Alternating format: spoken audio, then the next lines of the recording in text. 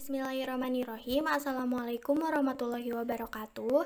Di sini kami dari kelompok 5 akan mempresentasikan tugas yang bertema akhlak terhadap negara. Untuk memenuhi tugas PAI dari dosen kita, Bapak Dr. Andes Mujiana SHM Hum dari Fakultas Hukum Universitas Muhammadiyah Yogyakarta. Dengan anggota kelompok yang akan mempresentasikan tersebut yaitu La Ansar, Hari Kresna Oktapian, Salia Andika, Ade Puput Mutiara, Karera Depa, Muhammad Syukri, Dena Islama, dan Siti Nurhalipah. Untuk itu langsung saja ke pembahasan yang pertama.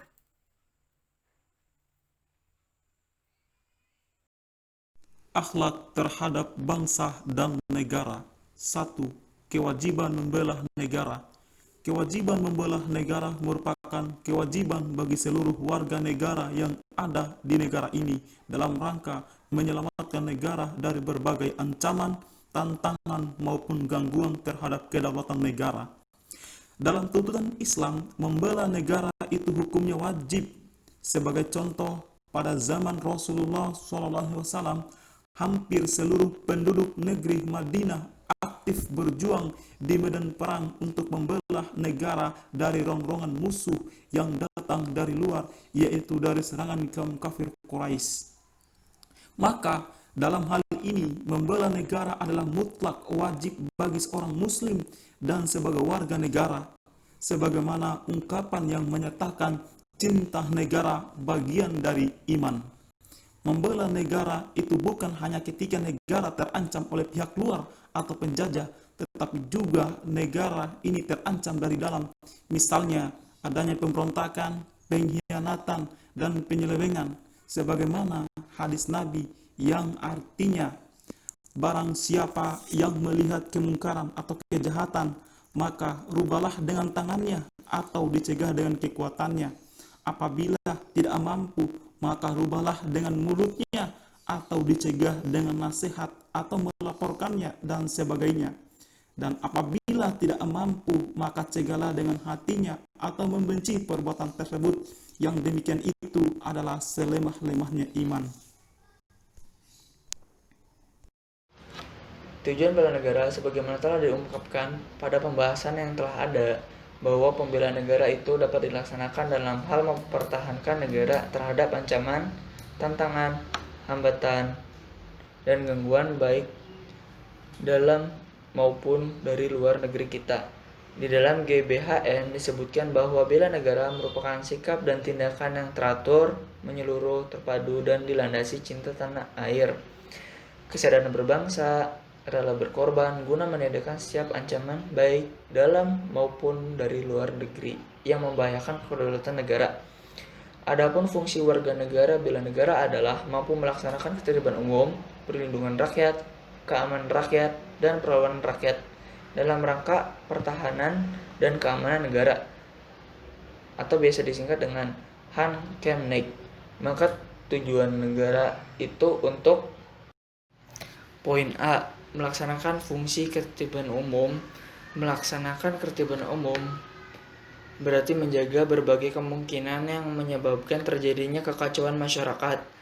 Perbuatan-perbuatan yang dapat meresahkan masyarakat luas, umpamanya seperti membukan, perkelahian, tawuran, keonaran, pengacauan, fitnah, hura-hura, pemberontakan, dan sebagainya. Dalam hal ini, kita sebagai warga negara mempunyai kewajiban mencegah perbuatan-perbuatan yang melanggar ketertiban umum tersebut dengan melakukan tindakan yang sesuai dengan aturan yang dibenarkan dalam hukum sebagai tanggung jawab kita sebagai warga negara. Poin B, melaksanakan fungsi perlindungan rakyat. Melaksanakan fungsi perlindungan rakyat berarti melakukan sikap atau tindakan untuk mencegah terjadinya perbuatan yang merugikan rakyat dari tindak sewenang-wenang seperti pemerasan, penipuan, ketidakadilan, penganiayaan, dan sebagainya. Poin C, melaksanakan fungsi keamanan rakyat. Melaksanakan fungsi keamanan rakyat berarti melakukan tindakan untuk mengamankan rakyat dari berbagai tindak kekerasan yang merugikan kepentingan rakyat seperti perampokan, pencurian, pembunuhan, dan sebagainya. Di antaranya dengan cara siskamling, pembentukan satuan kaman rakyat, biasa disingkat dengan Handra, Hansip, dan sebagainya. Poin D. Melaksanakan fungsi perlawanan rakyat, yaitu melakukan untuk bela negara dengan mengarahkan tenaga atau fisik berupa mempertahankan negara oleh rakyat secara keseluruhan untuk menghadapi ancaman baik dari dalam negeri maupun dari luar negeri.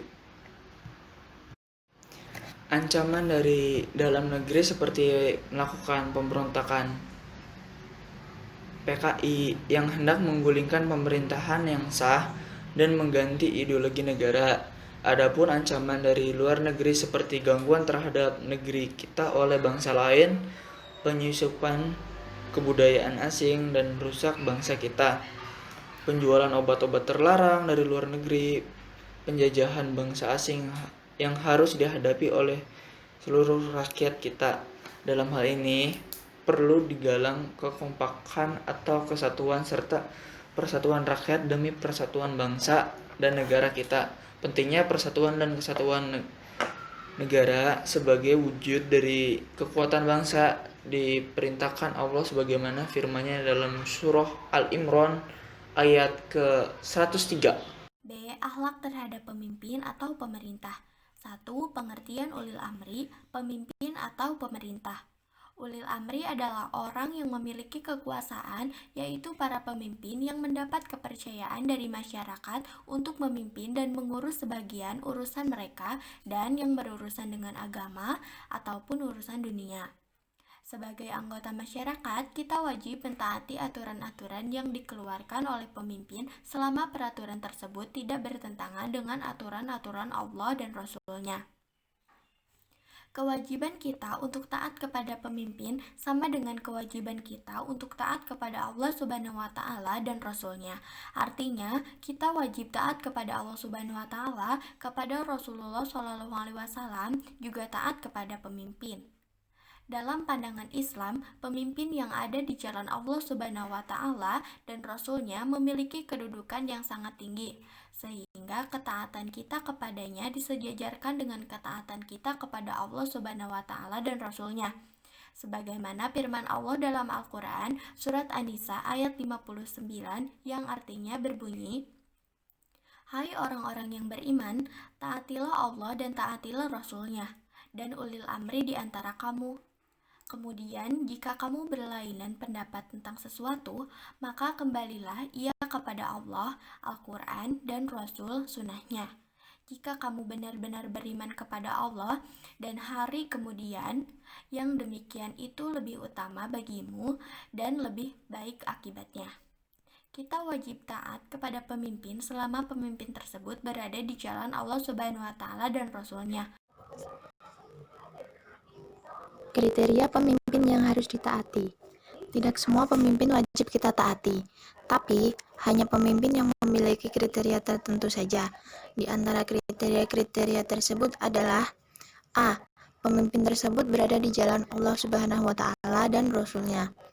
Kita wajib taat kepada seorang pemimpin selama dia berada di jalan Allah dan Rasul-Nya. Apabila aturan-aturan yang dikeluarkan bertentangan dan tidak sesuai dengan aturan dan syariat agama, maka kita tidak wajib taat kepadanya. Sebab Nabi SAW menjelaskan bahwa tidak ada ketaatan apabila untuk maksiat kepada Allah. Sebagaimana hadis HR Tirmidzi yang artinya, dari Nabi SAW bersabda, seorang muslim wajib mendengar dan mentaati seorang pemimpin terhadap apa yang disenangi atau yang dibenci. Selama tidak diperintah untuk melakukan maksiat, maka tidak wajib mendengarkan dan tidak wajib mentaati perintah tersebut. B. Aturan-aturannya tidak menyebabkan perbuatan syirik. Apabila aturan-aturan yang dikeluarkan pemerintah dapat menyebabkan atau mengajak serta mendorong masyarakat melakukan perbuatan syirik, maka kita tidak wajib mentaati perintah tersebut. Sebab syirik merupakan dosa besar dan dosanya tidak diampuni oleh Allah Subhanahu wa Ta'ala. Dijelaskan dalam Al-Quran surah Luqman ayat 15. Dan jika kedua ia memaksamu untuk mempersekutukan dengan aku sesuatu yang tidak ada pengetahuannya tentang itu, maka janganlah kamu mengikuti keduanya, dan pergaulilah keduanya di dunia dengan baik, dan ikutilah jalan orang yang kembali kepadaku. Kemudian hanya kepadakulah kembalimu, maka aku beritakan kepadamu apa yang telah kamu kerjakan. Ayat di atas menjelaskan apabila kedua orang tuanya mengajak anaknya untuk melakukan perbuatan syirik, maka anak tersebut tidak wajib taat kepada kedua orang tuanya. Demikian halnya dengan pemimpin yang mengajak masyarakatnya atau guru mengajak muridnya untuk melakukan perbuatan syirik atau maksiat lainnya. Maka masyarakat tersebut tidak wajib taat pada pemimpinnya dan murid tersebut tidak wajib taat pada gurunya. C. Pemimpin yang memiliki akhlak mulia. Pemimpin yang baik adalah pemimpin yang memberikan contoh teladan yang baik terhadap masyarakatnya.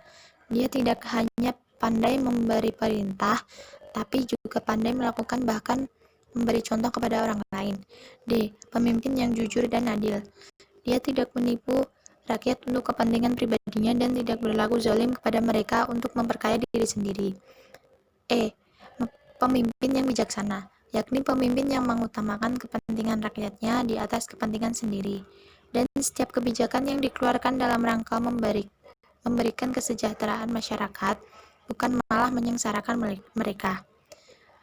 F. Pemimpin yang mempunyai keahlian yang cukup dalam memimpin. Pemimpin yang memiliki kemampuan untuk mengurus yang dipimpinnya, baik lingkup organisasi, lembaga pendidikan, kota, negara, dan sebagainya. Jika tidak, maka tunggulah saat kehancurannya. Sebagaimana hadis Nabi yang artinya, apabila suatu urusan diserahkan kepada orang yang bukan ahlinya, maka tunggulah kehancurannya. Sikap taat pemerintah. Taat kepada pemerintah berarti mematuhi peraturan dan undang-undang dan segala ketentuan yang dibuatnya dengan baik. Namun, tidak sembarang pemerintah atau pemimpin yang memiliki kriteria sesuai dengan ajaran Islam. Pada hadis riwayat Bukhari dan Muslim, Nabi berpesan kepada setiap Muslim hendaknya mendengar dan mematuhi apa-apa yang menjadi keputusan, kebijaksanaan, dan perundang-undangan yang telah dibuat oleh para pemimpinnya atau pemerintahannya. Baik keputusan atau perundang-undangan itu disenangi karena memberi manfaat dan keuntungan pada dirinya atau peraturan yang tidak disenangi karena dapat merugikan dirinya. Walaupun demikian, mungkin akan memberikan manfaat pada orang lain. C. Ajaran Islam dalam membangun negara. Perjuangan membela negara telah dimulai oleh bangsa kita sejak abad ke-16 untuk mengusir penjajah dari bumi Indonesia. Perjuangan tersebut dilakukan selama kurang lebih 3,5 abad dan berakhir sejak diproklamirkannya kemerdekaan Republik Indonesia pada tanggal 17 Agustus 1945.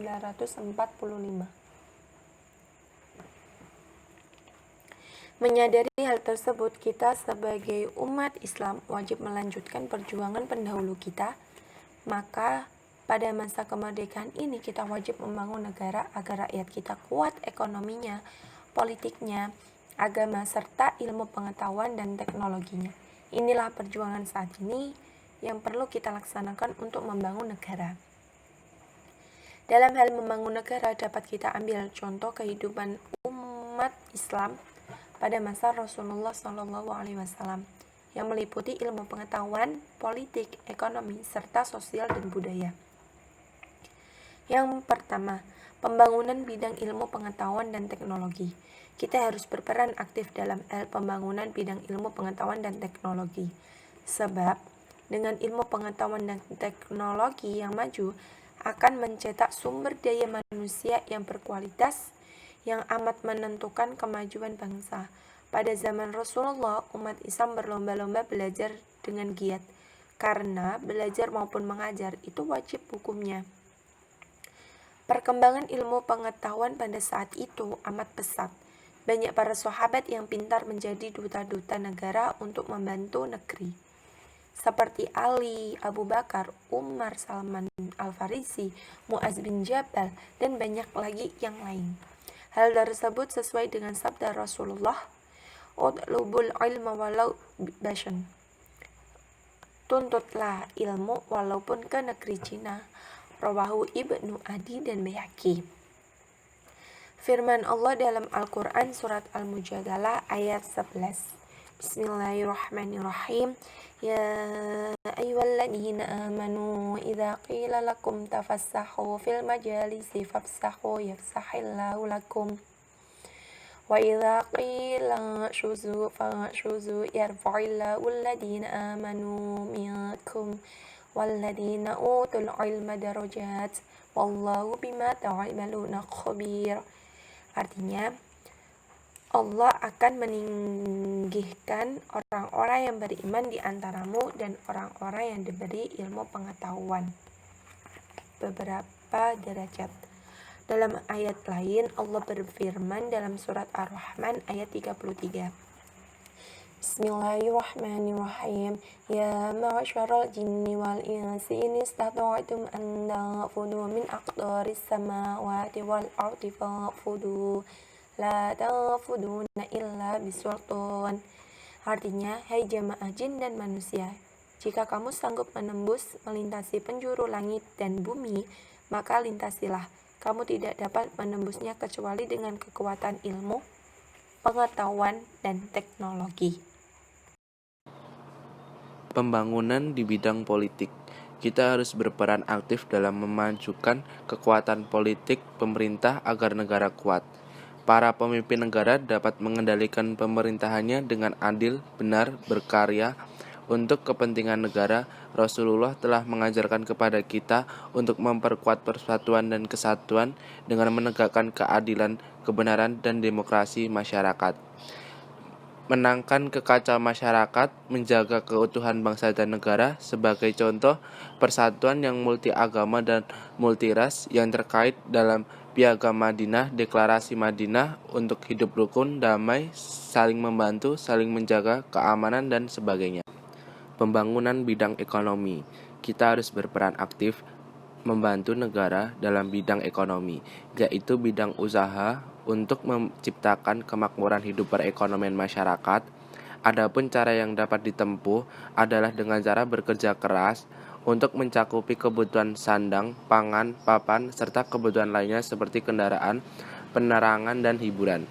Rasulullah memacu para sahabat dan kaum muslimin seluruhnya untuk tidak malas bekerja agar ekonomi umat kuat dan dapat membiayai kehidupannya. Ekonomi negara kuat dapat membiayai pembangunannya sehingga penduduk sejahtera.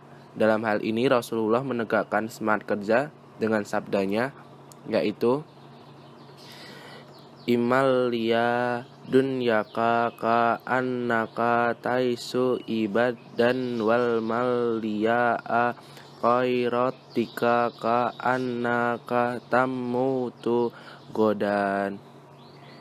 Yang artinya, bekerja keraslah kamu, kebahagiaan duniamu seakan-akan kamu akan hidup selamanya, dan bekerja keraslah kamu untuk kebahagiaan akhiratmu seakan-akan kamu akan mati besok.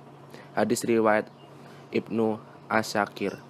Allah pun mengingatkan kepada kita akan arti pembangunan ekonomi ini dengan firman-Nya dengan surat Ar-Ra'd ayat 11. Sesungguhnya Allah tidak merubah keadaan sesuatu kaum sehingga mereka merubah keadaan yang ada pada diri mereka sendiri. Pembangunan bidang sosial. Kita harus berperan aktif dalam bidang sosial, yaitu kita wajib membantu masyarakat agar tercipta kesejahteraan sosial. Tidak boleh kehidupan masyarakat kita menderita akibat kurangnya orang-orang yang memperdulikan kehidupan masyarakat. Rasulullah adalah contoh tauladan kita. Beliau mencontohkan serta memerintahkan kepada para sahabat kaum muslimin dalam hal memberantas perbudakan dan kemiskinan, menanggulangi penderitaan orang-orang miskin serta anak-anak yatim. Allah memperingatkan amat keras terhadap orang-orang Islam yang tidak mau peduli terhadap penderita kaum lemah. Mereka dicap sebagai pendusta agama Allah. Firman Allah dalam surah Al-Ma'un ayat 1-7 artinya: 1. Tahukah kamu orang yang mendustakan agama? 2. Itulah orang yang menghardik anak yatim. 3. Dan tidak menganjurkan memberi makan orang miskin. Maka celakalah bagi orang-orang yang sholat. 5. Yaitu orang-orang yang lalai dari sholatnya. 6. Orang-orang yang berbuat riya. 5. Pembangunan bidang budaya. Kita wajib berperan aktif dalam membangun kebudayaan bangsa. Maksudnya, memajukan kebudayaan bangsa kita dengan memperkuat mental spiritual bangsa kita sebagai bangsa yang memiliki kepribadian luhur, memiliki nilai-nilai yang berharga sebagai jati diri bangsa yang berperadaban tinggi. Budaya bangsa kita yang bernafaskan nilai-nilai agama, jangan sampai tergeser oleh nilai-nilai materialisme, nilai-nilai kolonialisme, dan nilai-nilai komunisme. Rasulullah pernah membentuk masyarakat dengan budaya agama, yakni yang berakhlak, masyarakat yang menghargai sesama, masyarakat yang giat, rajin, taat menjalankan perintah agama, bertoleransi terhadap kelompok atau suku dan agama lain, serta mendapat harga diri sebagai bangsa yang terhormat. Nilai-nilai yang baik itu perlu dibudayakan, ditumbuh kembangkan menjadi nilai-nilai hidup dan dilaksanakan di tengah-tengah masyarakat sehingga bangsa kita menjadi bangsa yang sangat kokoh, tidak terombang-ambing oleh situasi dan kondisi yang akan menyeret pada kehancuran masyarakat.